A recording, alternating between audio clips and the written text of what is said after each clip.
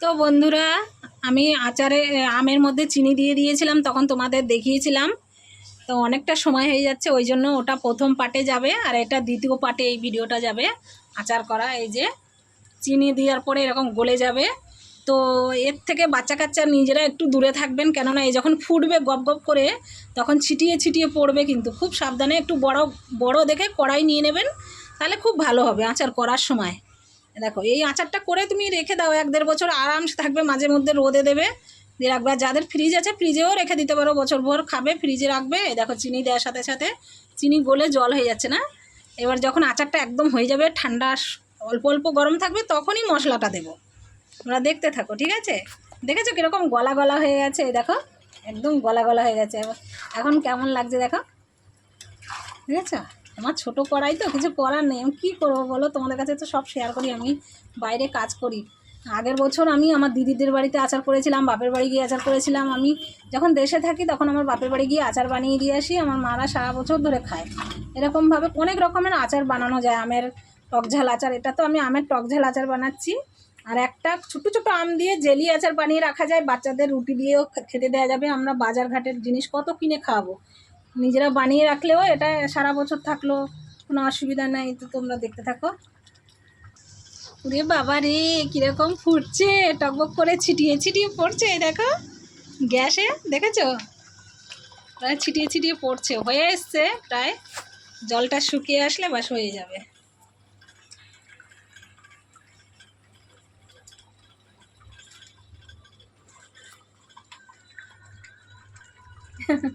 আচার করছি, তো আচার করা দেখে তোমাদের কেমন লাগে তোমরা অবশ্যই কমেন্ট করে জানাবে। আর এরকম করে রাখবে, নিজেরা খেতে পারবে, বাচ্চারাও খেতে পারবে, ঠিক আছে? দেখেছো, এই যে টকবক টকবক করে ফুটছে। এখন একটুখানি গ্যাসটা কমিয়ে দিয়েছি।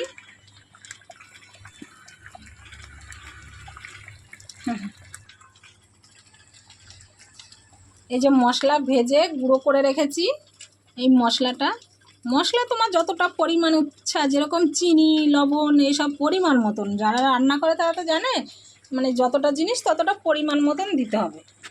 এই যে দেখেছো কীরকম লাফাচ্ছে, বাপরে ছিটিয়ে ছিটিয়ে পড়ছে। গ্যাস কমিয়ে নিতে হবে, একদম কমিয়ে নিয়ে এরকম নাড়তে হবে। দেখো নাড়ছি, আর এরকম ঘপ ঘপ ঘপ করে ছিটিয়ে দূরের থেকে নাড়তে হবে, নাহলে চোখে মুখে পড়লে একদম ফোলা উঠে যাবে ওখানে। তো বন্ধুরা, তোমাদের কাছে তো একটা কথা বলতে ভুলে গেছি, জানো আমার নিজস্ব ভাষা মেদিনীপুরের ভাষা। আর আমার নদিয়ার ছেলের সাথে বিয়ে হয়েছে, তাই আমি বাংলা ভাষায় তোমাদের সাথে কথা বলি। আন্দামানে থাকি, তাই জন্য হিন্দি ভাষায় কথা বলি। কিন্তু আমার নিজস্ব ভাষা কীরকম জানো? আসবু যাবু খাবু, এরকম মেদিনীপুরের ভাষা, জানো? তোমরা মানে কেমন আছো, কীরকম আছো, এইসব মানে জড়িয়ে যায় আমার ভাষা। আমার নিজস্ব ভাষা হচ্ছে মেদিনীপুরের ভাষা, কেননা আমার মা মেদিনীপুরের মেয়ে না, আমার বাবাও মেদিনীপুরের। আমার মামার বাড়ি হচ্ছে মেদিনীপুর কাঁথিতে আমার মামার বাড়ি, কালী মন্দিরের পাশেই। তো আচার করতে করতে তোমাদের সাথে আমার অনেক কিছু শেয়ার করে দিলাম।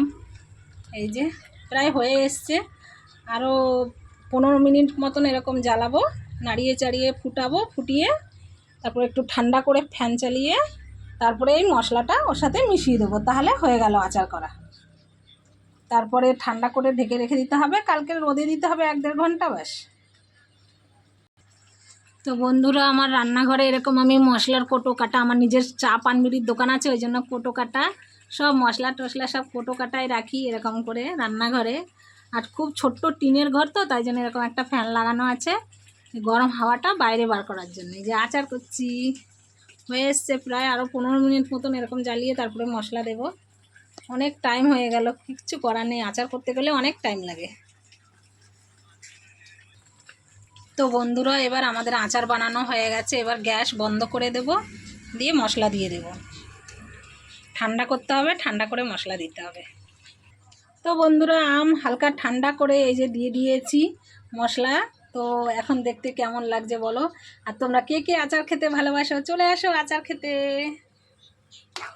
যে কাঁচা আমের আচার, চলে আসো আচার খেতে। তো বন্ধুরা, আচারটা বানানো দেখলে তোমাদের কেমন লাগলো, লাইক কমেন্ট শেয়ার করে বলো। আমি তো অনেক কিছু বলতে জানি না, আমার অর্ধেকটা মশলা বেঁচে গেছে, আবার একদিন আচার করা যাবে। টাটা বাই, গুড নাইট, তোমরা সবাই ভালো থেকো, বাই। আচার নিয়ে যাও।